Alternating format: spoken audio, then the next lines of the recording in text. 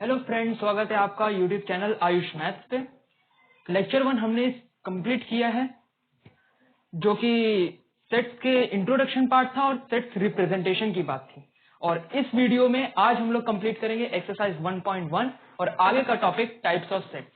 तो बिना time waste किए चालू करते हैं एक्सरसाइज 1.1। पहला क्वेश्चन अगर हम लोग देखेंगे तो बहुत थियोरेटिकली पार्ट है और थोड़ा लॉजिकल भी है। इसको बोर्ड पे सॉल्व करने की जरूरत नहीं है, तो मैं इसका कोई स्टेटमेंट नहीं लिखूंगा, बस इसका सिर्फ आंसर मैं आपको बता दे रहा हूं।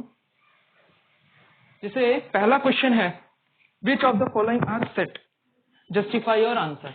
अब सेट हम जानते हैं, सेट का डेफिनेशन है well defined collection of object. Well defined ऐसे चीज को जिसको हम डिफाइंड कर सकते हैं। इस चीज को दिमाग में रख के हम लोग आगे सॉल्व करते हैं। जैसे कि पहला क्वेश्चन हो गया, मैं डायरेक्ट आंसर लिख रहा हूं, पूरा स्टेटमेंट नहीं लिख रहा हूं क्योंकि इसमें हम टाइम वेस्ट नहीं करने वाले हैं। जैसे पहला हो गया, the collection of all month of a year beginning with letter J. ये चीज हम लोग कर सकते हैं क्योंकि हमको पता है कि जे लेटर से है और हम लोग उनको एक कलेक्शन भी बना सकते हैं, उनको डिफाइन भी कर सकते हैं। पता है कौन है, जनवरी है, जून है, जुलाई है। तो यस, ये सेट है। जस्टिफाई करना है तो आप साइड में लिख सकते हैं। जैसे क्या हो गया, वो जनवरी है, जून है और जुलाई है। ऐसे जस्टिफाई भी कर सकते हैं। अब सेकंड क्वेश्चन क्या दिया हुआ है, the collection of 10 most talented writers of India. यहां पर देखा जाए तो हम लोग को क्वालिटी दे दी है। अब क्वालिटी वेल डिफाइंड तो है नहीं, क्वालिटी कैसे डिफाइन कर सकते हैं। हाँ, इस क्वेश्चन में दिया था the collection of 10 writers of India, तो कोई भी 10 राइटर का हम लोग कलेक्शन बना सकते थे, लेकिन यहाँ पर मोस्ट टैलेंटेड दे दिया है तो यहाँ क्वालिटी दे दिया। क्वालिटी को हम लोग नहीं जज कर सकते हैं, तो इसका मतलब ये सेट नहीं है। क्वेश्चन नंबर 3, ये सब एक एक मार्क्स के एमसीक्यू वाले टाइप क्वेश्चन हैं। A team of 11 best cricket, वापस बेस्ट आ गया। A team of 11 best cricket batsman of the world, वापस से आ गया। क्वालिटी, क्वालिटी कैसे वेल डिफाइंड हो सकती है, कर ही नहीं सकते, ये भी सेट नहीं है। फोर्थ की बात करें, फोर्थ में दिया है collection of all boys in your class. Yes, set है क्योंकि हमारे क्लास में कितने बॉयज हैं ये चीज हम लोग क्या कर सकते हैं, काउंट कर सकते हैं। ये सेट है क्योंकि हमको पता है कि इतने, मान लो किसी क्लास में 59 स्टूडेंट हैं, उसमें से अगर 38 बॉयज है तो हम कलेक्शन बना सकते हैं, हमको पता है, वेल डिफाइंड है, यानी यहाँ सेट है ये। अब अगर हम लोग फिफ्थ की बात करते हैं, तो फिफ्थ हो गया the collection of all natural number less than 100। Yes, ये भी सेट है, इसको भी डिफाइंड है। यानी डिफाइंड मतलब हम जिसको काउंट कर सकते हैं, जिसको कलेक्ट कर सकते हैं, उस चीज को सेट कहा जा सकता है। तो फिफ्थ वाला, यानी हम लोग फिफ्थ ने क्या किया, 100, इसको भी काउंट किया जा सकता है, यानी ये सेट है। सिक्स्थ क्वेश्चन दिया हुआ है, a collection of novels written by writer Munshi Premchand. Yes, ये भी है क्योंकि मुंशी प्रेमचंद के जितने भी नॉवेल्स लिखे गए हैं उस चीज को भी हम लोग का कलेक्शन बना सकते हैं, सेट के कैटेगरी में उसको डाल सकते हैं क्योंकि हम उसको कलेक्ट कर सकते हैं, मतलब उसको काउंट कर सकते हैं। वो एक डेफिनेट वेल डिफाइंड ऑब्जेक्ट है। नेक्स्ट आ जाते हैं, सॉरी ये सिक्स है, नेक्स्ट आ जाते हैं seventh. Seventh, the collection of all even integer. Yes, ये भी सेट है, इवन इंटीजर। इवन इंटीजर्स भी जो है उसको भी हम लोग कर सकते हैं, भले ही इंफिनिटी तक जाएंगे लेकिन कर तो सकते हैं, वेल डिफाइंड तो है बिल्कुल। अब 8, the collection of question in this chapter, count कर सकते हैं, इस चीज को भी काउंट कर सकते हैं। पूरे चैप्टर में कितने क्वेश्चन हैं उस चीज का भी कलेक्शन हम बता सकते हैं, इसका मतलब ये भी सेट है।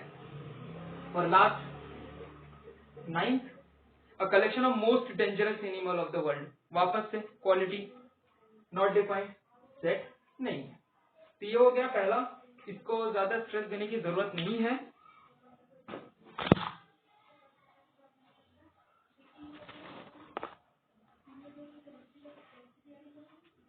सॉरी, वो कैमरा गिर चुका था इसके थोड़ा हिल गया है। तो पहला क्वेश्चन बहुत इजी लॉजिकल था, कुछ था ही नहीं और ऐसे क्वेश्चन पूछे भी नहीं जाते हैं। सेकेंड क्वेश्चन है बिलोंगिंग का, एक साइन हमने पढ़ा था एप्सिलॉन का, ये वाला साइन। जिसको बिलोंग्स टू कहा जाता है। क्या कहा जाता है? Belongs to. अब इसका यूज करके हमको ये क्वेश्चन सॉल्व करना है। क्वेश्चन 2 दिया है, हमारे पास एक सेट ए है। सेट ए के अंदर ये एलिमेंट्स है 1 2 3 4 5 एंड 6। ये भी बहुत सिंपल है। अब इसके अंदर हमको बताना है, ये सिंबल यूज करना है। इसका मतलब बिलोंग्स टू है, और अगर बिलोंग्स टू यानी कोई एलिमेंट उस पर्टिकुलर सेट में नहीं है तो ये सिंपल नॉन बिलोंग्स टू। तो पहला क्वेश्चन दे दिया है 5-A। क्या 5 यानी ये एलिमेंट 5 या मेंबर 5 या तो ऑब्जेक्ट 5, मैंने पहले लेक्चर में बता दिया था, मेंबर एलिमेंट या ऑब्जेक्ट आ जाए तो इसका मतलब इसके अंदर किसी सेट के अंदर जो फिगर रहता है उसी को बोला जाता है, और ये सब सिनोनिम्स होते हैं। हाँ, तो वापस आ जाते हैं। 5-A यानी 5 बिलोंग्स करता है ए को। यस, 5 है, it belongs to A. Second question 8, क्या 8 ए में है? नहीं है, not belongs to A, simple. Third question 0 नहीं है। फोर्थ क्वेश्चन 4, यस है, 4 है, मौजूद है ए में। एलिमेंट 4 ए में मौजूद है, बिलोंग्स टू, यानी 4 बिलोंग्स टू सेट ए। लेकिन सेट ए नहीं, 4 बिलोंग्स टू ए, इस तरीके से लिखा जाता है। फिफ्थ की बात करें 2-A, 2 है, बिल्कुल है, बिलोंग्स टू। एंड लास्ट 6, 10, ये तो कोई भी बता देगा, है ही नहीं 10, नॉट बिलोंग्स टू। ये बात हो गई बिलोंग्स टू और नॉट बिलोंग्स टू। इसका यूज अभी हम लोग सेट बिल्डर फॉर्म में जब स्टेटमेंट लिखेंगे तब भी यूज आएगा, तो इस चीज को अच्छे से देख लें, क्योंकि इसको आगे हम लोग चैप्टर रिलेशंस एंड फंक्शंस में भी यूज करने वाले हैं। वो मेन चैप्टर है, लेकिन उस चैप्टर को समझने के लिए चैप्टर का होना बहुत जरूरी है, आना बहुत जरूरी है। ये था क्वेश्चन 2। अब क्वेश्चन 3, अब हम लोगों को रोस्टर फॉर्म में करना है। यहां से मेन हमारा थोड़ा टॉपिक चालू हो जाता है। तो क्वेश्चन नंबर 3, लेकिन इसके भी क्वेश्चन में ज्यादा नहीं कराऊंगा, गिने चुने कराऊंगा, क्योंकि एक्सरसाइज बहुत सिंपल है और मेनली इसमें से एमसीक्यू टाइप के क्वेश्चन आएगा। तो क्वेश्चन नंबर 3 लिखना है write in roster form. Write in roster form, write in roster form. Roster form मतलब ब्रेसेस और कोमा करके सेपरेट करना है एलिमेंट्स को। ओके, चलो पहला क्वेश्चन लेते हैं। पहला क्वेश्चन दिया है हमारे पास, कोई सेट ए है, ठीक है, उसके अंदर दिया है x such that x is N integer, और कंडीशन दी है एंड कि जो x की वैल्यू है वो -3 से बड़ी है और 7 से छोटी है। इंटीजर भी है और ये कंडीशन दी है, तो रोस्टर फॉर्म में इसका सॉल्यूशन क्या होगा? सिंपल है, ठीक है। इसको एक काम करो, a -3, अब लेस देन दिया, अगर यहाँ पर इक्वल टू दिया होता है ऐसे तो हम लोग -3 और 7 को भी इंक्लूड करते हैं, बट ये नहीं है, इसके लिए हम -3 और 7 को इंक्लूड नहीं करेंगे।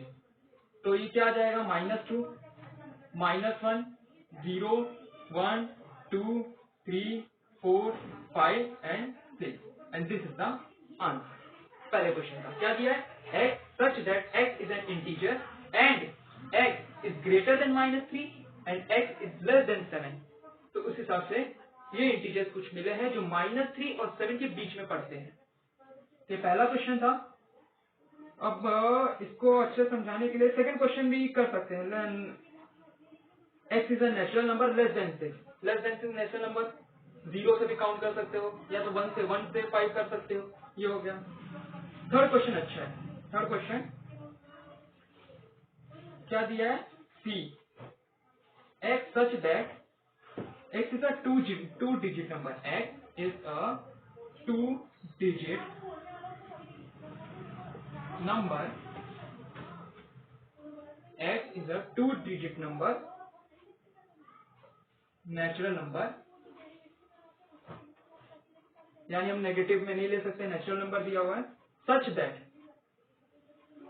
क्या दिया है, सच दैट, कैमरा मेरे को चेक करना पड़ेगा कि आप लोगों को दिख रहा है, यस बिल्कुल अच्छा दिख रहा है, सच दैट द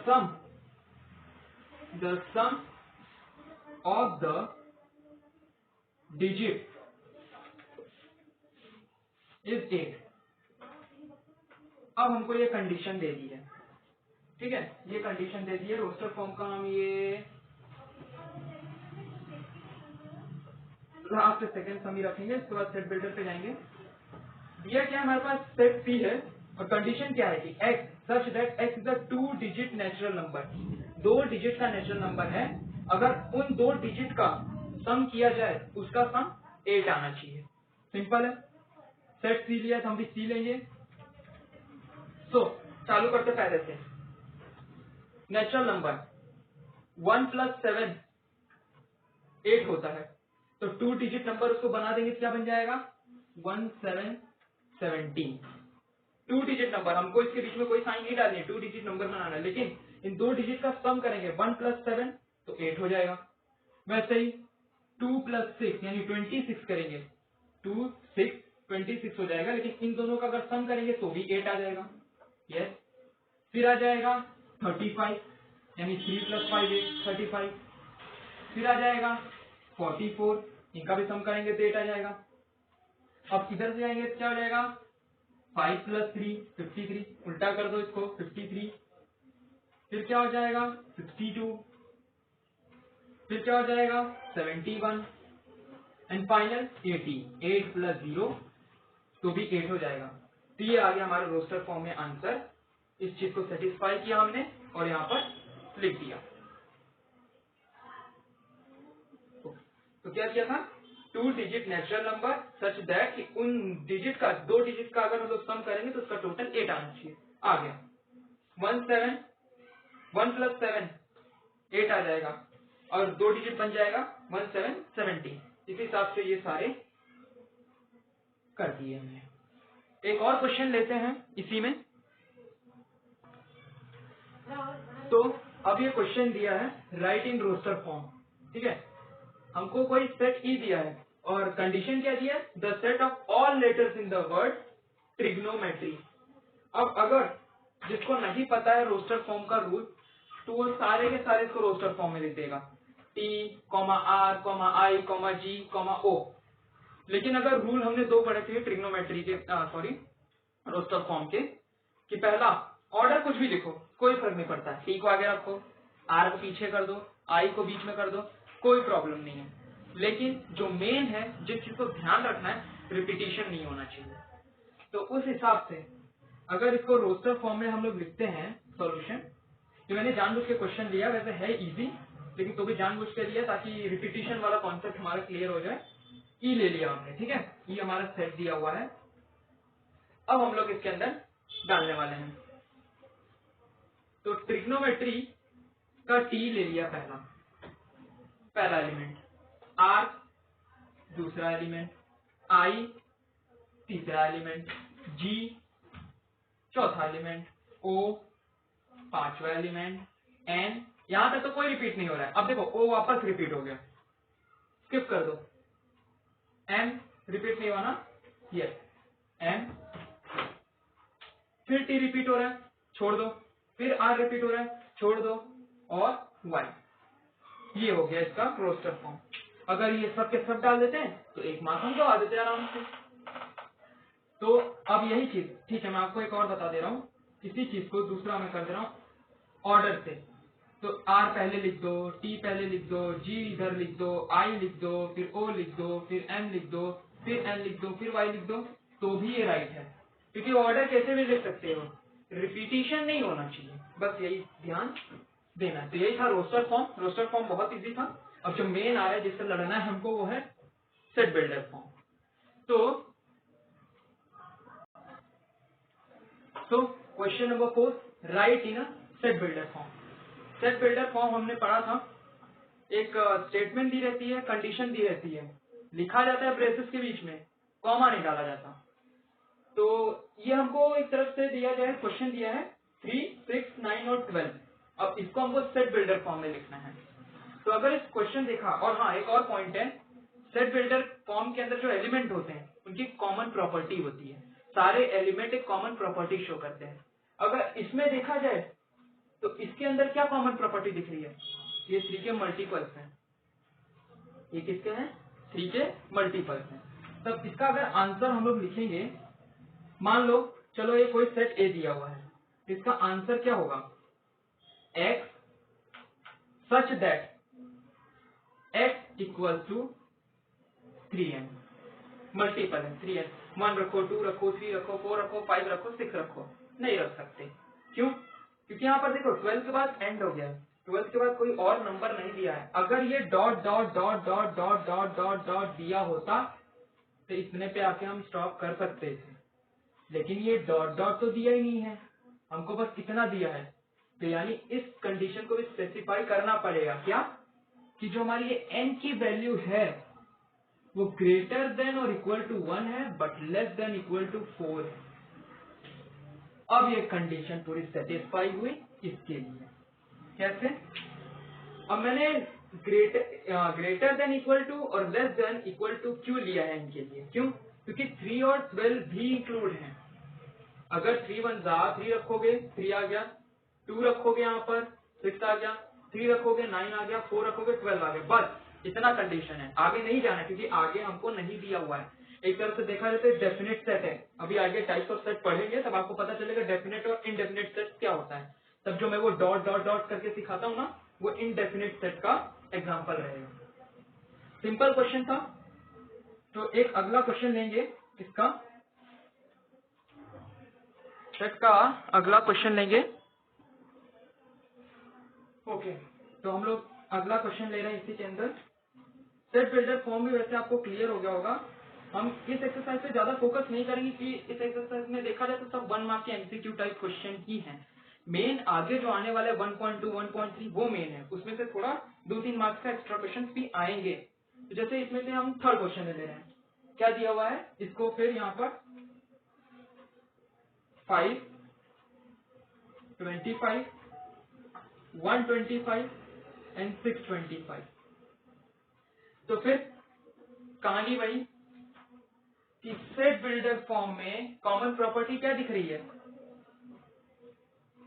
क्या ये 5 का पावर वैल्यू कुछ दिख रहा है, ये 5 की पावर वैल्यू कुछ दिख रही है। तो अगर इसको हम सॉल्व करते हैं तो क्या हो जाएगा, मान लो इसको सेट इस बार कुछ अलग लेंगे, चलो मान लो सेट z ले लिया, ठीक है। तो क्या हो जाएगा, x such that x equal to 5 to the power n, 5 to the power n। हम इतने पे नहीं रोक सकते इसको, क्यों, कंडीशन फिर वही है कि यहाँ पर आकर एंड हो गया है, तो फिर हमको कंडीशन क्या अप्लाई करनी पड़ेगी। एक और चीज, यहाँ भी आप एक और चीज डाल सकते हैं कि जो n है वो नेचुरल नंबर को बिलोंग करता है, n जो है वो नेचुरल नंबर को बिलोंग करता है इस चीज में। और यही चीज यहाँ भी लिखेंगे कि जो n है हमारा, ये n है वो नेचुरल नंबर को बिलोंग करता है, और क्या, या तो फिर यहाँ सीधा एंड कि जो हमारा n है वो फिर से लेस देन इक्वल टू 1 है, अरे ग्रेटर देन और इक्वल टू 1 है, और लेस देन इक्वल टू 4 है। अब ये कंडीशन इसमें रखेंगे, हम लोग इसमें रखेंगे ये कंडीशन, तब हमको जाकर इसके ये पूरा सेटिस्फाई होगा। तो सेट बिल्डर फॉर्म जरूरी नहीं कि आप स्टेटमेंट में लिखो, इस तरीके से भी लिखा जाता है शॉर्ट फॉर्म में, बस कंडीशन हमको देखना पड़ता है, यहाँ कंडीशन हमको ये अप्लाई करने की जरूरत है कि हमको सिर्फ इतना ला के स्टॉप करने की जरूरत है। सो सेट बिल्डर फॉर्म का भी कॉन्सेप्ट क्लियर हो चुका है, रोस्टर फॉर्म का भी हो चुका है। अब क्वेश्चन नंबर 5 में क्या दिया है, list elements of the following set. ये देखा है कि किसमें दिया है, सेट बिल्डर फॉर्म में, यानी अब इनको कन्वर्ट किसमें करना है, रोस्टर फॉर्म में। तो इसको कैसे कन्वर्ट करेंगे रोस्टर फॉर्म में, तो दिया क्या है, x such that x is an odd natural number, सबसे घटिया दल्लू सवाल। a ले लिया, x is an odd natural number यानी 1 to infinity अब हमको जाना है, ठीक है, नेगेटिव साइड नहीं ले सकते, यानी 1 हो गया, 3 हो गया, 5 हो गया, 7 हो गया, 9 हो गया, 11 हो गया, 13 हो गया, और dash dot dot dot dot dot dot dot. इस डॉट का मतलब होता है इंफिनिटी तक ये जाएगा, क्योंकि कोई कंडीशन नहीं दी है कि less than 100, less than 50, less than 20, ऐसा कोई कंडीशन नहीं दिया हुआ है। यहाँ पर हमको बस इतना बोला गया है x such that x is an odd natural number, इतना दे दिया है, तो इसके आगे भी जाएगा, इंफिनिटी तक जाएगा। ये हो गया रोस्टर फॉर्म की बात। अब इस आंसर का क्या, इसका आंसर क्या होगा, x such that x is an integer, ठीक है, x is an integer। अब इंटीजर की बात करें तो माइनस इंफिनिटी से बस इतना रहते हैं, ठीक है, ये नहीं दिया, मान लो अगर ये नहीं दिया, इतना दिया है x such that x is an integer, तो इसका आंसर क्या था, माइनस इंफिनिटी से प्लस इंफिनिटी तक जितना जा रहा है सबके सब आ जाएगा। कंडीशन क्या दी हुई है, एक्स स्क्वायर, यानी जो एक्स स्क्वायर है, यानी जो इंटीजर है उसका स्क्वायर करेंगे तो उसका 4 से कम आना चाहिए, 4 के इक्वल आना चाहिए। तो x की वैल्यू ऐसा क्या रखें, अगर उसका स्क्वायर करें तो 4 से इक्वल आना चाहिए और 4 से ज्यादा और 4 से कम आना चाहिए। तो अगर हम लोग -2 रख देंगे यहाँ पर तो भी 4 आ जाएगा, -1 रख देंगे तो भी 4 के लेस ही होगा, 0 रख देंगे तो भी कोई प्रॉब्लम नहीं, 1 रख देंगे तो वापस से 4 से कम, 2 रख देंगे 4 आ जाएगा। तो ये रहा रोस्टर फॉर्म में इसका आंसर। ये ना दिया होता, ये चीज ना दी होती, तब हम लोग माइनस इंफिनिटी से प्लस इंफिनिटी तक के जितने वैल्यू आते हैं वो लिख देते, ठीक है। अब ये कंडीशन दे दी है तो इस कंडीशन को लेके हमको चलना पड़ेगा, इसको ध्यान देके इस कंडीशन को सेटिस्फाई करनी पड़ेगी। यही चीज सेट बिल्डर फॉर्म में ध्यान देना पड़ता है, ये कंडीशन अप्लाई करना पड़ता है। ये सब सिंपल क्वेश्चन है, इसके लिए मैं इस पर ज्यादा जोर नहीं दे रहा हूँ, लेकिन जो आगे की एक्सरसाइज होंगी 1.3, 1.4, 1.5 के लिए जाएंगे उस पर थोड़ा ध्यान देंगे, क्योंकि उसमें मेन टॉपिक्स है और उससे रिलेटेड रिलेशंस एंड फंक्शंस में बहुत क्वेश्चंस आने वाले हैं, वो थोड़ा मेन हो जाता है, क्योंकि 12th में भी आता है रिलेशंस एंड फंक्शन। चलो तो बात की बात है, तो ये क्लियर है, list elements of the following set. Okay, अब एक मैथ द फॉलोइंग है, वो भी लल्लू सा सवाल है, वो भी करवा देते हैं, उसके बाद टाइप्स ऑफ सेट्स पे चलते हैं। ओके, क्वेश्चन नंबर 6 दिया है, मैच द फॉलोइंग, ये 9 है,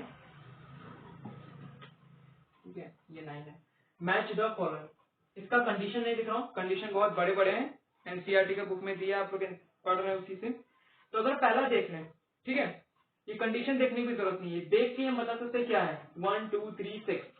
अब ऑप्शन में देखे तो एक ऑप्शन दिया है x such that x is a prime number and divisible of 6, या तो x such that x is an odd natural number less than 10 वगैरह। तो अगर हम लोग देखें तो ये क्या है, 1 2 3 6 एक नेचुरल नंबर है जी, बिल्कुल नेचुरल नंबर है, एंड ये डिविजिबल बाय 6 से भी है, ठीक है, नेचुरल नंबर भी है और डिविजिबल बाय 6 से भी, यानी ये 6 से भी डिवाइड होते हैं, ठीक है, 6 से भी डिवाइड होते हैं। तो इसका आंसर सिंपली क्या आ जाएगा, सी। मैच द फॉलोइंग, कंडीशन नहीं लिखी है, कंडीशन आपके टेक्स्ट बुक में है, बस मैंने ये लिख दिया, नेचुरल नंबर है और 6 को भी डिवाइड करते हैं, ठीक है, 6 के भी डिविजिबल भी है, तो इसका आंसर आ गया 6। ये देखा जाए तो हमारा एक को सेटिस्फाई करता है कि ये प्राइम नंबर है, 2 3 प्राइम नंबर है और 6 को डिवाइड करते हैं, 6 से डिविजिबल भी है, ठीक है, तो इसका आंसर आ जाएगा ए। और ये तो बहुत है, x such that x is a letter in the word mathematics, सी हो जाएगा डी और ये बचा सिंपल डी। सी क्या है, नेचुरल नंबर है, 6 से डिविजिबल है, ऐसे कंडीशन देखने की जरूरत नहीं है, देख के पता चल रहा है। ये क्या है, प्राइम नंबर है, अगर इतना क्वेश्चन भी दे दिया, इतना भी दे दिया तो हम बता सकते हैं प्राइम नंबर है, ठीक है, ये प्राइम नंबर है। ये किसका आंसर हो सकता है कि कोई भी एक सेट दिया है, पूछा गया कि all letters in the word mathematics, इस चीज का, और ये x such that x is a natural number less than 10, इसके लिए 9 पे आके रोक दिया है, ये आगे नहीं गया है, लेस देन 10 कंडीशन दी है, लेस देन 10। तो ये कुछ क्वेश्चन थे, ज्यादा मैंने फोकस नहीं किया है 1.1 पे क्योंकि बहुत सिंपल क्वेश्चन थे, कुछ ज्यादा आने वाले भी नहीं, एक मार्क्स के क्वेश्चन थी। अब ये जो टॉपिक मैं अभी चालू करने वाला टाइप्स ऑफ सेट वो मेन है, और उसके आगे से 1.2 से थोड़ा मेन चालू हो जाता है। तो अब चालू करेंगे टाइप ऑफ सेट्स में। ओके, ये है type of sets. Type of sets में अभी एम्प्टी सेट, फाइनाइट और इनफाइनाइट सेट, जैसे मैंने पहले बोला था एग्जांपल में, फाइनाइट और इनफाइनाइट सेट के बारे में पढ़ने वाले हैं, और उसके बाद इक्वल सेट। इसके अलावा भी दो सेट और होते हैं, इसके अलावा भी दो सेट और होते हैं, एक होता है पावर सेट और एक होता है यूनिवर्सल सेट।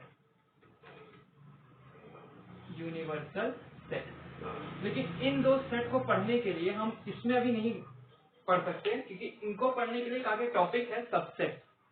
ठीक है, आगे टॉपिक है सबसेट, उसको वो समझेंगे तभी हमको ये दोनों समझ में आएंगे। तो अभी हम लोग पावर सेट और यूनिवर्सल सेट नहीं पढ़ेंगे, अभी सिर्फ ये तीन सेट को पढ़ा के मैं वीडियो वाइंड अप करूंगा, और इसके अगले वीडियो में इसके आगे की यानी एक्सरसाइज 1.2 की बात करेंगे। सो टाइप ऑफ सेट में एम्प्टी सेट, एम्प्टी सेट का नाम ही है, अगर देख के भी पता चल रहा है कि कोई एलिमेंट्स नहीं होने वाले, कुछ नहीं होने वाला।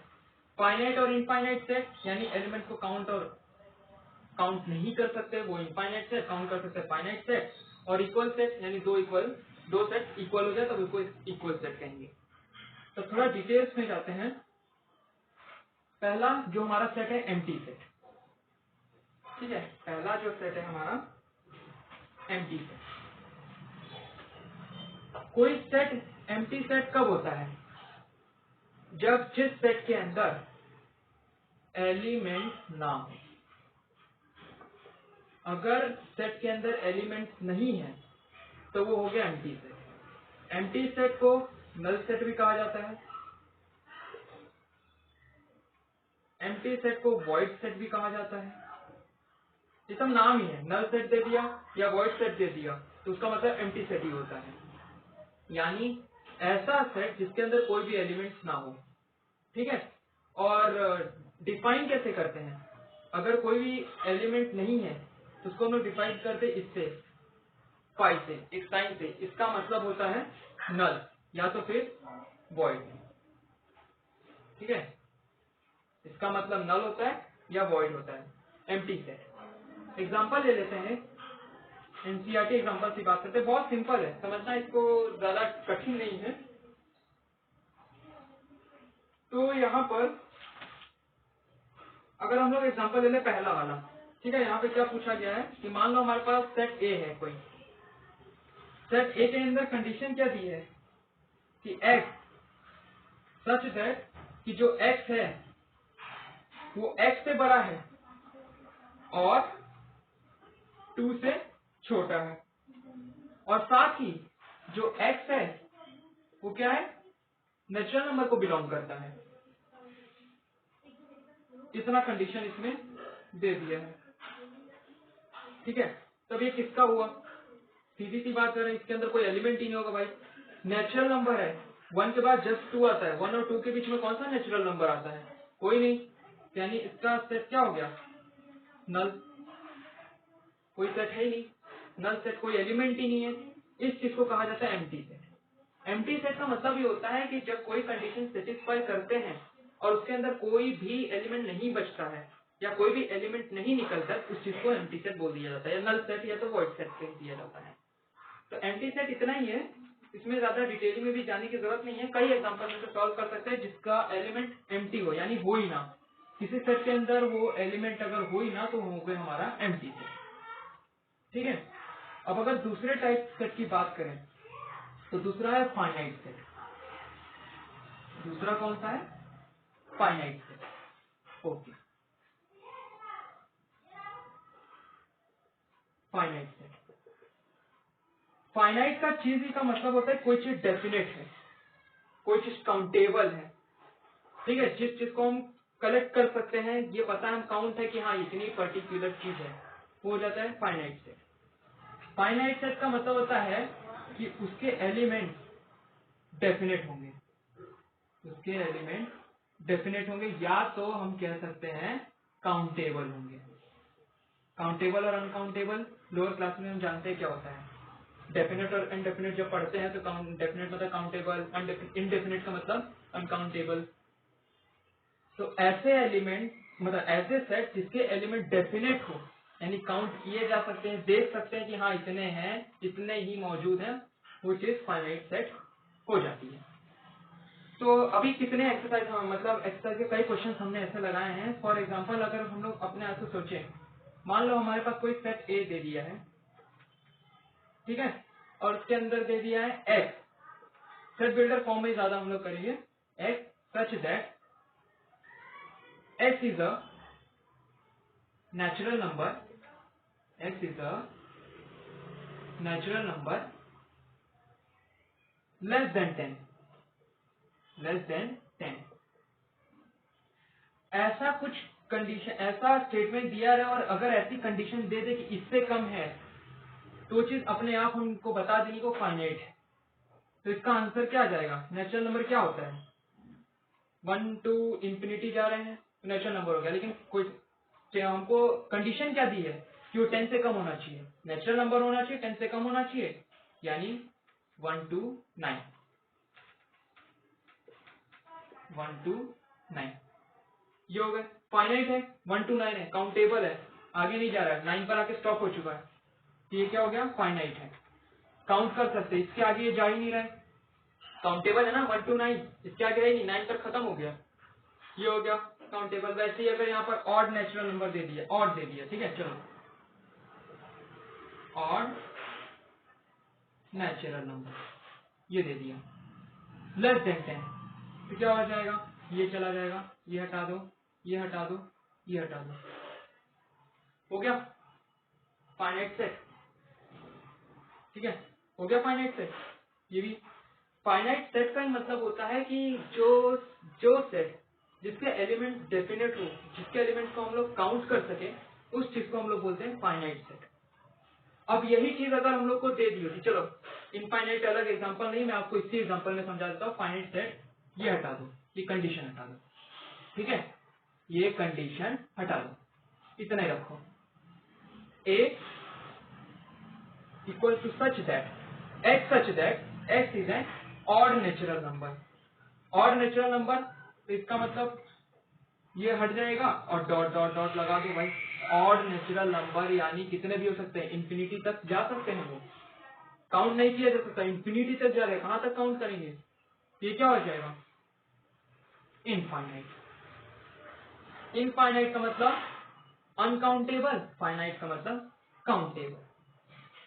तो आई होप आपको फाइनाइट और इनफाइनाइट भी समझ में आ गया होगा। बहुत सिंपल है ये सब सेट। हाँ, पावर सेट और यूनिवर्सल सेट समझने में थोड़ा टाइम लगेगा क्योंकि वो थोड़े मेन हो जाते हैं, और उसी से रिलेटेड आगे टॉपिक आते हैं वेन डायग्राम, और फिर यूनियन, इंटरसेक्शन, जैसे डी मॉर्गन लॉ, ये सब भी आगे इसी चैप्टर में पढ़ने वाले हैं, वो सब मेन हो जाते हैं। उसको मैं ज्यादा डिटेल में समझाने की कोशिश करूंगा, उसके वीडियो भी थोड़े डिटेल्स में ही रहेंगे। अब लास्ट, इसको करने के बाद एक आध एग्जांपल लगाने बाद वीडियो वाइंड अप करेंगे। लास्ट है इक्वल सेट, लास्ट है इक्वल सेट। अब इक्वल सेट को समझना है तो कैसे समझेंगे? इक्वल सेट का मतलब क्या है कि हमारे पास दो सेट दिए होंगे, ठीक है, मान लो लेट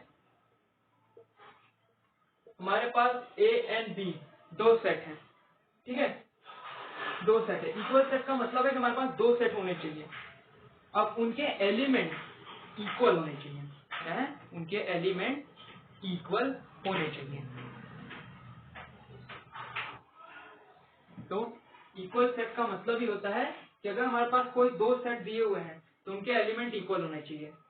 फॉर एग्जांपल हमारे पास दो सेट हैं ए और बी, ए के अंदर एलिमेंट है 1 2 3 4, ठीक है, और बी के अंदर भी एलिमेंट 1 2 3 4 ही होने चाहिए, लेकिन इस फॉर्म में दिया है। तो क्या इक्वल होंगे? बताओ क्या ये इक्वल होंगे? मैं कहूंगा बिल्कुल इक्वल होंगे। A इक्वल टू बी, ये इक्वल सेट का है। अब इक्वल क्यों होंगे? इक्वल इसके लिए होंगे क्योंकि हमको पता है रोस्टर फॉर्म में अगर हम लोग लिखते हैं तो ऑर्डर मेंटेन नहीं करते हैं, लेकिन एलिमेंट देखा जाए तो 1 इसमें भी है, 1 इसमें भी है, 2 इसमें भी है, 2 इसमें भी है, 3 इसमें भी है, इसमें भी है, 4 इसमें भी है, 4 इसमें भी है। इक्वल है। ऑर्डर मेंटेन नहीं रखना है, ऑर्डर कैसे भी लिखो कोई प्रॉब्लम नहीं है, बट एलिमेंट्स इक्वल होने चाहिए। जो एलिमेंट्स इसमें है वो एलिमेंट्स इसमें भी होने चाहिए, तभी जाकर इक्वल होगा। इसके अंदर एलिमेंट कुछ और डाल दो, इसके अंदर एलिमेंट कुछ और डाल दो, अनइक्वल सेट हो गया वो। तो उसका भी एग्जांपल दे लेते हैं। ठीक है, मान लो हमारे पास कोई सी है, उसके अंदर हम लोगों को दे दिया है, चलो अब अल्फाबेट पे आ जाते हैं। वोवेल दे दिया है A-E-I-O-U, ये दे दिया है। ठीक है, और कोई डी एलिमेंट है, डी एलिमेंट के अंदर दे दिया है हमको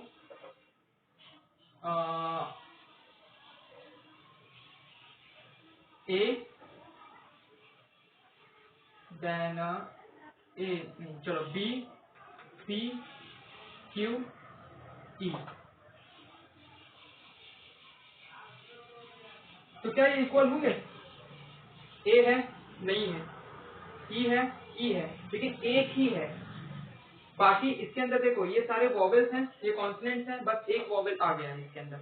इक्वल नहीं माना जाएगा क्योंकि इसके अंदर देखो बाकी एलिमेंट है, लेकिन बाकी एलिमेंट इसके अंदर नहीं है। बी इसके अंदर नहीं है, सी इसके अंदर नहीं है, ई भले है लेकिन ये माना नहीं जाएगा, is not equal to D. तो इक्वल और अनइक्वल का भी कॉन्सेप्ट बहुत सिंपल है, बहुत सिंपल। इक्वल का मतलब होता है कि हमारे पास कोई दो सेट हैं, उनके एलिमेंट आपस में इक्वल हो जाएं, उनके एलिमेंट आपस में इक्वल हो जाएं तो इक्वल सेट माना जाएगा। यानी एलिमेंट कोई भी सेट मान लो ए है, इसके अंदर 1 to 4 है, बी के अंदर भी 1 to 4 है, ऑर्डर जैसा भी हो ये इक्वल हो गए। इसके अंदर वॉवेल्स हैं, इसके अंदर कॉन्सोनेंट है, बस एक ही वॉवेल है, लेकिन बाकी तो वॉवेल इसके अंदर नहीं प्रेजेंट है ना, तो ये अनइक्वल हो गए।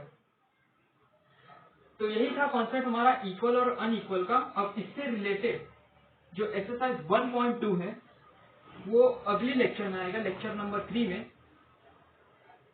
तो आज हमने एक्सरसाइज 1.1 लगाया और साथ ही टाइप ऑफ सेट्स देखे हैं। 3 टाइप ऑफ सेट्स देखे हैं। पहला सेट है एम्प्टी सेट। एम्प्टी सेट का मतलब होता है जिसके अंदर कोई भी एलिमेंट ना हो, नल हो। ऐसा स्टेटमेंट ही होता है, उस स्टेटमेंट को सॉल्व करो, उस कंडीशन को सॉल्व करो, और जब एलिमेंट हमको ना मिले उस सेट में तो हो जाता है एम्प्टी सेट। फाइनाइट सेट का मतलब होता है कि अगर हम लोग सॉल्व कर रहे हैं और सॉल्व करने के दौरान हम लोगों को एक फाइनाइट नंबर मिल चुका है जिसको हम काउंट कर सकते हैं, तुम्हारा फाइनाइट सेट है, अदरवाइज इनफाइनाइट है। इक्वल सेट का मतलब होता है कि हमारे पास दो सेट दिए हुए हैं, अगर सेट ए में या तो एक सेट में इतने एलिमेंट्स हैं, कोई भी एलिमेंट्स हैं, और वही दूसरे सेट में भी उतने ही एलिमेंट्स मौजूद हैं, तो वो इक्वल हो जाएंगे, नहीं तो अनइक्वल। तो तब तक के लिए इतना ही। बीच में वो कैमरा हिला था उसके लिए सॉरी। तो टाइप ऑफ भी खत्म हो चुका है, अब सीधा इसकी एक्सरसाइज सॉल्व करेंगे। Thank you.